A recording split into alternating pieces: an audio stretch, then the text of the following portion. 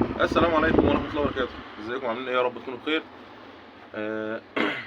النهارده ان شاء الله احنا هنعمل ننضف السطح عليه شوية حاجات برضه مركونة، مش كتير بس لازم ننضفها. طبعا احنا واخدين كل البيت كل حاجة على حدة كده، كل حاجة لوحدها عند ما نخلص البيت كله، على اساس ان انا ما اشغلش معايا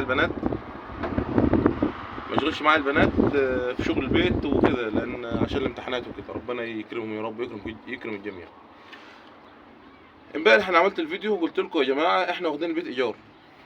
اولا محدش بيرغم حد ان هو يقول هو بيعمل ايه. احنا في البدايه خالص ما قلناش احنا خدنا البيت ايجار او ملك، عشان الناس تتدخل تتهاجم وتقول كلام مش ليه لازمه، وتقول كدابين ومش كدابين. اولا حته الكذب والكلام ده، احنا الحمد لله وشكر لله احنا بقالنا كام سنه على اليوتيوب وعلى غيره، لا عمرنا كذبنا ولا عمرنا عملنا حوارات زي ما الناس بتقول، ولا عمرنا اتكلمنا في حاجات يعني مش فينا. الحمد لله وشكر لله. البيت احنا اول ما اتكلمنا عليه واول ما عمار ما دخلنا فيه كان السور واطي، وكان البوابه بتاعته مش كويسه، ومش بوابه اصلا، مش كان ليه بوابه، كان ليه باب خشب كده هوريهولكوا دلوقتي. وكان البيت مش مكشوف، والبيت مكشوف. انا سمعت فيديو ام عمار النهارده اكتر من 10 مرات. ام عمار بتقول احنا يا جماعه كنا بندور على مكان اوسع من اللي احنا فيه علشان الشغل، علشان الناس اللي تجي لنا ما تقعدش تستنانا بره في البيت القديم. كان ايجار برضه مش كان شراء، ووضبناه وظبطناه على اساس شغلنا احنا. ما كانش فيه سور، عملنا السور فوق، وما كانش فيه اوض عشان الطيور، وربنا فوق اوضتين عشان الطيور. واولا يا جماعه انت لما بتقعد في مكان وعارف ان انت هتطول فيه، هو عشان بس الناس تبقى فاهمه، لان انا مش زي بقيه الناس، يعني كل واحد ماشي بنظام او سيستم غير الباقي. انا طول عمري حتى لا يعني اقول لكم ايه، بس انا لو مش في اليوتيوب حتى وخدت بيت زي ده هظبطه عشان انا اقعد فيه زي ما انا عايز اكن بيتي.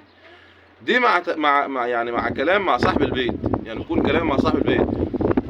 لما جينا هنا والسور كان واطي طبعا منطات، يعني انت عارفين المكان. لو الناس في العين معانا في العاشر، لو في ناس في العاشر طبعا اتمنى ان هم يطلعوا يتكلموا في الموضوع ده او يكتبوا تعليقات في كده، ان البيوت هنا صعب ان انت تسيب البيت مكشوف. صعب ان انت تسيب البيت مكشوف في ايه؟ في ان انا السور عندي مثلا يكون متر، لا صعب. انا اكون قاعد ابص الاقي حد داخل لها البيت بيشيل حاجات ومحتاجات، والناس عارفه هنا الموضوع ده. فاحنا علينا السور داير متر و10 متر و20 سم. انا ما بعملش حاجه كيفي على فكره. احنا اول ما خدنا البيت وقفت انا وصاحب البيت قلت له يا عم انا هعمل كذا كذا كذا كذا في البيت. قال لي دي حريه شخصيه ليك انت، براحتك، البيت عندك. واني عشان خاطر برضه ان انتوا تبقوا عارفين ان انا مش هبقى واخد البيت سنه او اسبوع او اسبوعين او شهر او 10 واعمل في كده. انا ببقى عارف انا هاخد البيت مده، يعني انا هعمل اللي هعمله في البيت هستفيد بيه مثلا مدى يعني 5 سنين على الاقل. مش ان انا بعمل كده وهسيبه وامشي. البيت التاني انا سبته ومشيت وعملت اللي فيه، وكنت واخد ايجار وكنت حسابه من الايجار نفسه، عشان الناس تبقى عارفه برضه. ما تفكروش ان احنا بنرمي فلوس او احنا بنضحك عليكم. اولا لما اعمل حاجه زي دي في سبيل ان انا احافظ على عيالي، ما في 60 داهيه الفلوس. خلي بالكم يعني في 60 داهيه اللي فلوس، لان في الاخر الفلوس ديت مش هتعوض لي عيل من العيال لو حصل له حاجه. ويا ريت كلنا نفهم الكلام، ما نعزيكش كلام في الفاضي، او نطلع نقول كلام في الفاضي في حوارات ملهاش لازمه. احنا ما بنحبش الحوارات، ولا بندور ولا بنزيد ولا لا مشاهدات ولا بطيخ. احنا لو بندور على مشاهدات قناه زي ديت بوقف بقالها سنه ما بنشتغلش عليها، زي القنوات التانيه مثلا اللي عامله 2 و3 و4 و5. اللهم صل على النبي. ده اول حاجه. عملنا السور، طبعا البوابه كان لازم يكون في بوابه. حتى صاحب البيت نفسه قال لازم تعمل بوابه. ليه؟ عشان انت تبقى في امان، فعملت البوابه. طب قلت له طب والبوابه ديت ان شاء الله يعني لما اكلف عليها وقت 5000 جنيه ولا حاجه. قال لي يا عم البوابه ديت لو انت ساعه ما انت تكون ماشي انا عوزتها اخدها بثمنها، ما عوزتهاش اقول لك خدها، ده عادي خالص. دي يا جماعه انتوا بتكبروا امور انتوا مش عارفينها. انت مش عارف، انت بتتكلم، انت ليك الظاهر بس مالكش الباطن. انت ليك عند الظاهر، مش لازم اوقف لك. احنا ايامها الناس قالت انتوا شاريين البيت واحنا ونسكت، انتوا ايجار ونسكت. لا قلنا بيت ايجار ولا قلنا بيت ملك، احنا مش حابين نقول. وايامها قلنا بس، وحذرنا ناس كتير في بسبب الموضوع ده، وشيلنا ناس كتير من القناه ومن على الواتس وده كله. الناس تقول لنا البيت بكام، انتوا شارينا بكام، احنا مش شارينا بكام، انت مالك. وفي ناس كتير برضو تعقب على الحته دي، يعني في ناس كتير تعقب على الحته دي تقول فيه سالونا واحنا قلنا لهم انتوا مالكم، احنا ما مش عارفين ايه ان احنا اشترينا البيت او ما اشتريناش. ده حاجه ترجع لنا احنا يا جماعه. انا بقول لكم انا ما خدتش البيت، اخدت ايجار. ايه مالهم بقى الخليج ومش الخليج، ان الفلوس وفلوس ايه اللي هتيجي لي من الخليج عشان امشي بيها ولا اشحت بيها؟ هو انا بشحت؟ ايه هي الفلوس اللي انا هشحت بيها؟ انا شحت من مين اصلا قبل كده؟ شحت من مين؟ قلت لمين؟ قلت لحد بعت لي فلوس عشان خاطر ابني بيها ولا اعمل بيها؟ بصوا صلوا على النبي. المعاملات اللي بين الانسان وربنا، مش هقول لكم لازم اجيب عليها شهاده وناس يشهدوا عليا، الناس مش عارفه. اولا انا ما يلزمنيش حاجه من حد، ما يلزمنيش حاجه من حد. لا ابسط حاجه بس، لا ابسط، لا حته جت كده، حته جت كده. وناس كتير معانا في اليوتيوب عارفين الحته دي. انا عمري في حياتي ما هقبل مليم ايه الاقل من المليم على نفسي. مش هقول لك على عيالي بقى، لا على نفسي. مش هقبل مليم واخده من حد غصب عنه وانا نايم كده، واحط راسي على المخده كده وانعس. مش هقبله. لان احنا الواحد خد على كده. انا عندي خوف من ربنا يعدي حدود العالم كله. ان انا اخاف من ربنا ان انا يجي لي قرش من بره او حد يتعامل معايا في حاجه، وديت يشهد عليا ربنا فيها اولا، ثم الناس اللي تتعامل معايا في شغلي. انا لو بقبل من فلوس الصدقات اللي انت بتقول عليها يا شاطره يا ست يا شاطره، انت اللي تقولي انتوا بتقبلوا الصدقات، ومش صدقات ايه يا ناس يا تافهه اللي اقبلها يا ناس يا تافهه. الواحد بيبقى ماشي ويموت، الواحد بيبقى ماشي ويموت، الواحد بيبقى بيشرب ميه ويموت. انا واقف قدامك اهو، ممكن النفس دي يطلع بره او يدخل جوه ما يطلعش، خلاص. يعني انت بعتلي حاجه لله، انا هاخدها ليه؟ انا هعمل بها ايه؟ كنت اشتريت عربيه، كنت اشتريت اراضي، كنت اشتريت مش عارف ايه، كنت عملت ايه لو ان فيها الخصله دي؟ انما الحمد لله والشكر لله. انا بعمل في بيتي من مالي، بطلع مع الناس اللي بعت لينا فلوس او بعت لنا مثلا حاجات من جيبي، والناس تشهد عليا في دي. بساهم معاهم، ما بسيبش.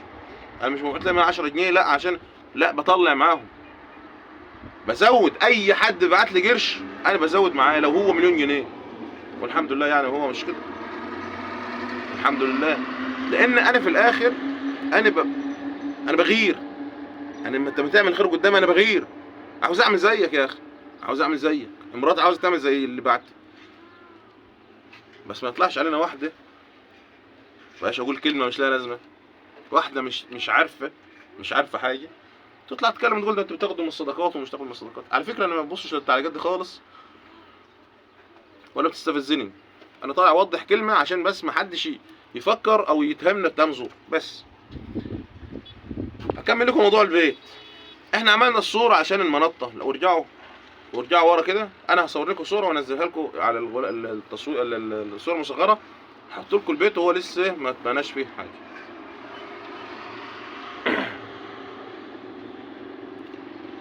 السور واطي والجار فرحنا شباب هنا كده في الجنب اللي ورا، اللي بيننا وبينهم واطي، عليناه وعلينا السور من قدام وعلينا السور من ورا وعلينا السور من ناحيته من ورا، تمام.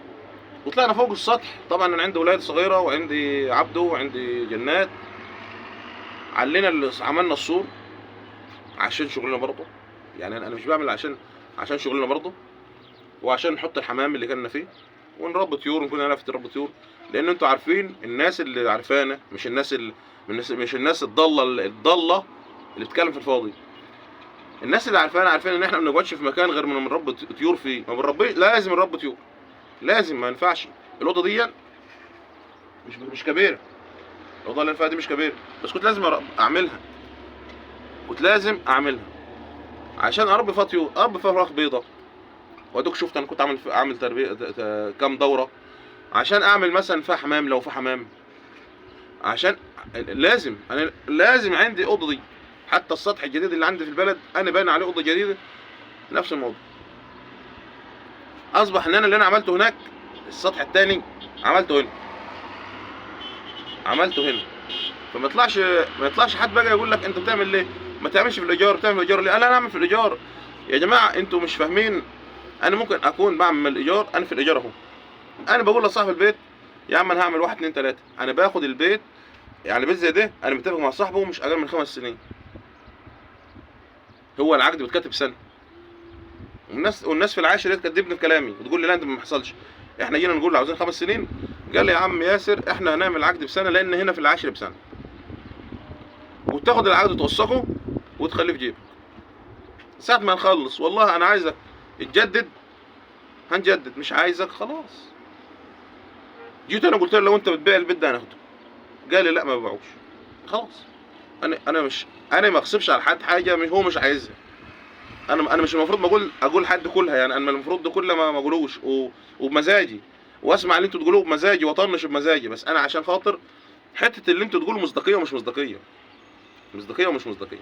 احنا خدنا البيت وقلنا يا جماعه، قلنا ليه يا عم احنا كل سنه ساعه ما نكون هنخلص شهر، يعني انا الشهر الجاي هجدده، انا الشهر الجاي هجدده، انا هقعد فيه 5 سنين. انا حلو في شغلي. اولا ادي شارع، ده شارع رئيسي زي ما معمر قالت لكم، ده شارع رئيسي تمام. الشارع الرئيسي ده اللي هو جاي من الشارع اللي هو هناك دون، لو ينفع اقلب لكم الكاميرا، الطريق ده اهو، الطريق ده اخر اللوحه بتاعته كده طالع على بلبيس، يعني الناس تطلع كده بره على من العاشر على بلبيس تمام. والطريق ده كويس بالنسبه لي. البيت هنا لو في حد من الناس اللي بتاخد مني زبده في البيت التاني والبيت اللي هنا، انت عارف الناس اللي في فرق ايه بين المكان هنا لما يجوا لي عشان ياخدوا زبده والمكان اللي هناك عشان ياخدوا زبده. المكان ده اسهل بالرغم هو مش بعيد عن التاني، هو مش بعيد كتير، بس في المواصلات هنا كل طريق كل مكان له مواصلاته، مش بعيد عن زي التاني كان بيلف كتير وبيروح كتير وبتوه، انما دي مش بتوه. بيجي يقف ورا هنا في الشارع الرئيسي من هنا، وبيجي يقف قدام البيت من هنا، وبيجي يقف عند القهوه ورا. يعني اللوكيشن بيدينا 3 اماكن بيقف فيهم. هناك كان بداني يلف وفي الاخر يقف لي في مكان بره لازم اروح اجيبه. لا اله الا الله محمد رسول الله. هذا كل الموضوع يا جماعه، ده كله عشان احنا بنقول نوسع. احنا خدنا بيت دورين عشان احنا عندنا اولاد، دور للقعده ودور للارضيه للشغل بتاعنا. زي ما احنا كلكم واخدين بالكم، زي ما انتوا واخدين بالكم من شيلات البيت، انتوا خدوا بالكم من الحته دي بقى. احنا واخدين البيت الارضي عشان نحط عزلنا اللي هنشتغل فيها، عكس التاني. كان بيجي لنا ناس تقف بره في الشارع لما نخلص شغل، كان في ناس تقعد على البرندة بره وقدامنا واحنا شغالين عم نخلص. لا احنا عندنا ناس تدخل تقعد في الحته اللي قدام دي، يعني اللي كنا زارعينها كراسي.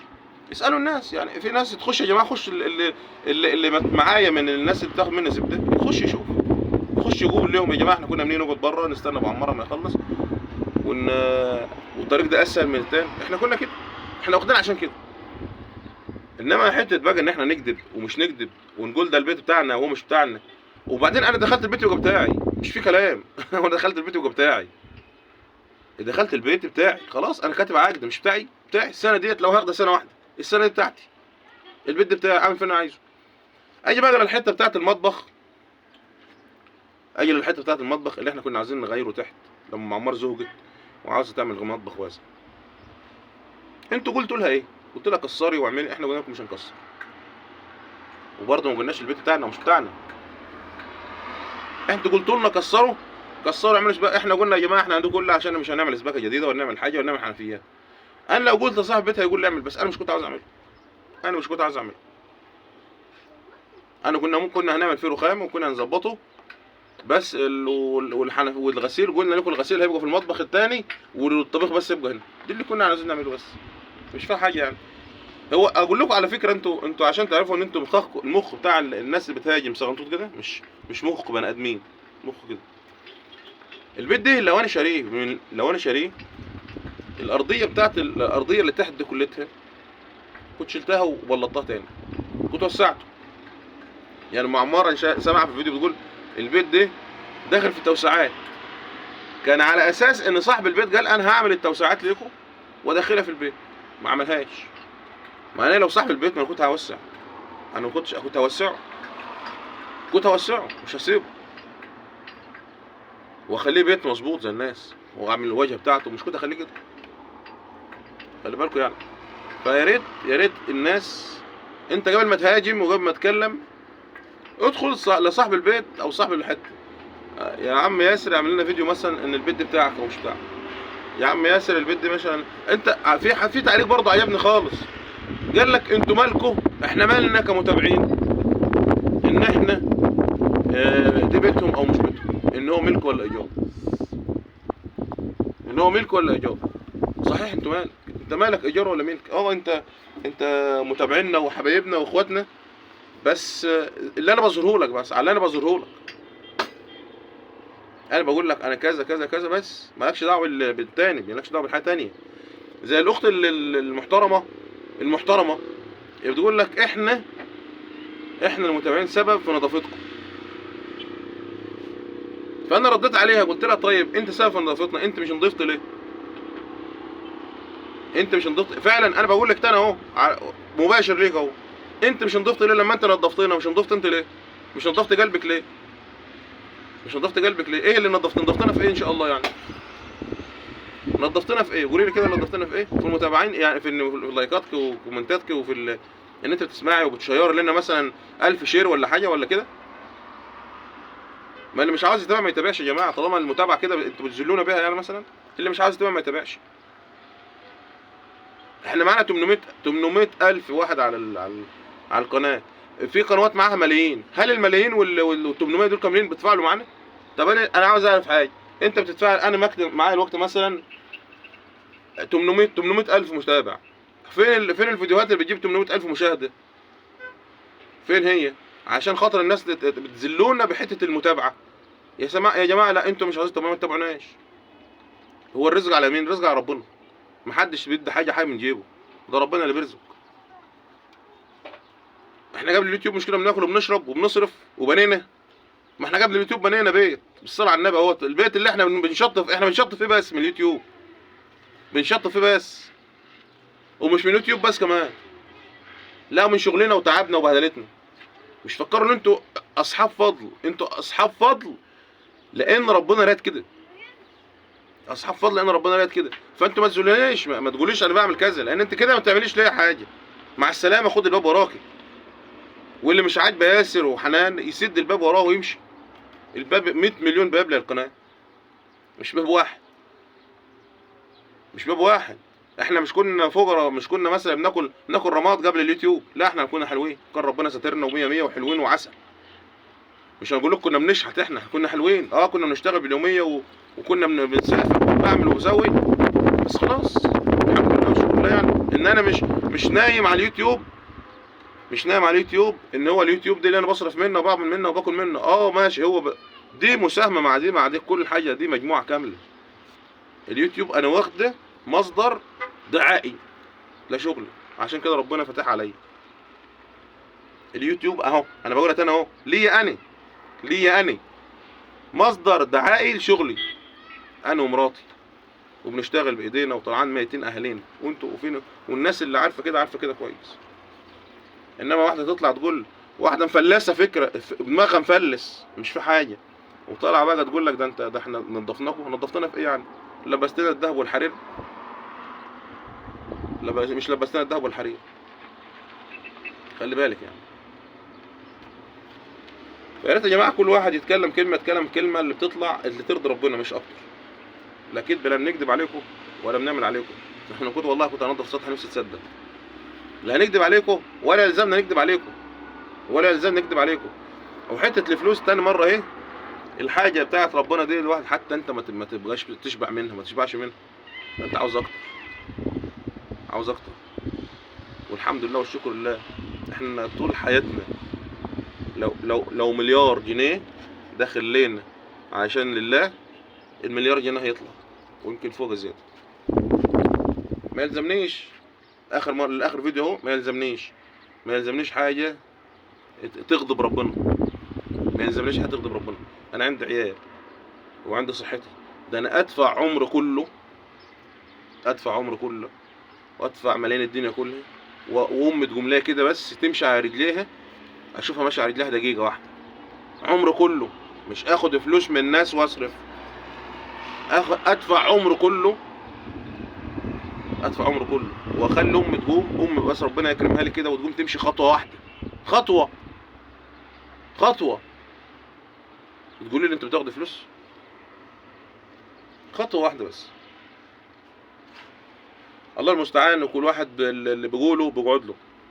انت بتقولي كلمه غلط في حقي او تتهمني بالباطل، انت قدام ربنا مش دعوه بيك، بس انا بطلع ابرئ ذمتي ان الحمد لله انا لا بكذب ولا بعمل. احنا في الاول ما قلناش البيت بتاعنا، ولا قلنا ايجار، ولا قلنا ملك، بس في حاجات بتبقى باينه كده. هو لو ملك كنت هتشوف بيت تاني غير ده، يعني اللي بيفهم يريح بقى. تمام. يا ريت تبقوا فاهمين حاجه كويس. انا لو البيت ملك كان هيبقى بيت غير كده خالص، مش كان هيبقى البيت ده كده، مش كنت هتشوفهم بره كده ماشي.